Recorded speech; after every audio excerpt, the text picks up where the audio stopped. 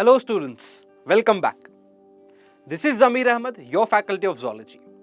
In the previous class, we had started the chapter Human Reproductive System.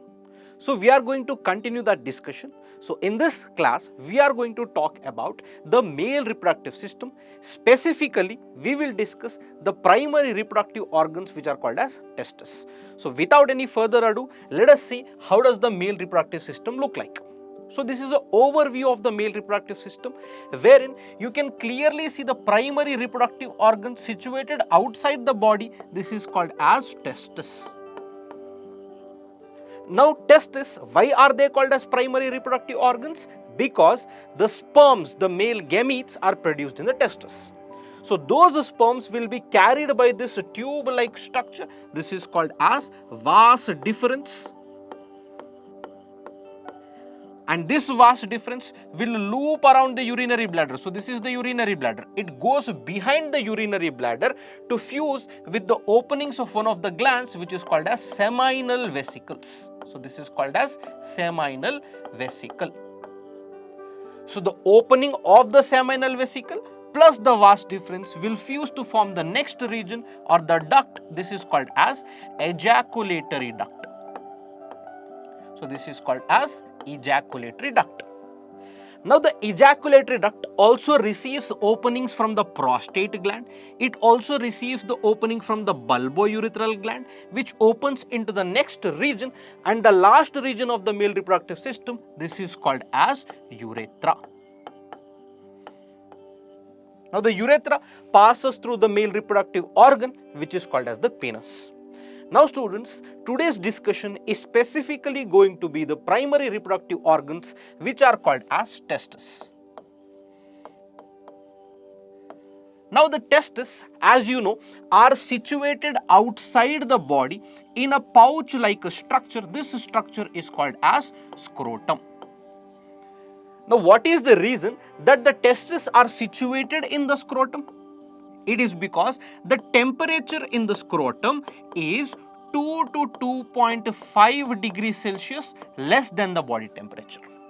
And this temperature is required, it is very essential for the production of sperms. Otherwise, it won't happen. So that is the reason why the temperature should be 2 to 2.5 degrees Celsius less than the body temperature. In some cases, the testes fail to descend into the scrotum, so it is called as cryptorchidism. So the condition where failure of testis will occur, where it will not descend into the scrotum, that will be called as cryptorchidism. Now students, we will discuss the details of the external view, but here let us understand how does an individual testis look like in transverse section. So when you take the transverse section, you can clearly observe that there are different types of covering to the testis. The first covering, it is an incomplete covering. So it is an incomplete covering inside which the testis will reside like this. So these are the testes. So this incomplete covering of the testis, this is called as tunica vaginalis. Beneath the tunica vaginalis, we can see the second tunica, that is the second protective covering of the testis. So this second protective covering, it is called as tunica albuginea. Last layer of the testis, which is a protective layer, here in this case it is just a layer of blood vessels.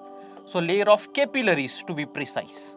So this layer of capillaries is lining these empty spaces. We'll come to that. First let us understand what is the name of this layer. So this layer, it is called as tunica vasculosa. So as the name suggests, vascular. So it is the lining of capillaries. As you can see, the second layer is dividing, or you can say is protruding into the lumen of the testis. The tunica albuginea gives rise to these protrusions. Those protrusions are referred to as the septa. Because of the septa, the testis is divided into these structures which are called as lobules. Testicular lobules. Around 200 to 250 testicular lobules are present in each of the testes. when you look what is inside these lobules, you can find the structural and functional units of the testis. So these are highly coiled structures. So these structures will be referred to as the seminiferous tubules. So these are referred to as the seminiferous tubules.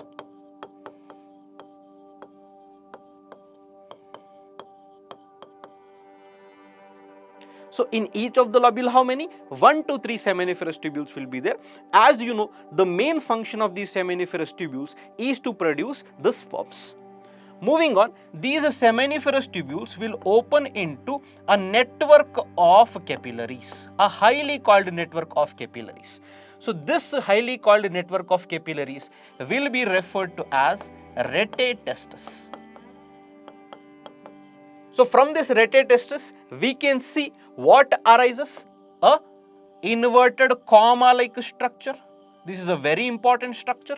Also, to see, it is very small, but when you uncoil this structure, it is around 6 meters long. So this structure will be called as epididymis.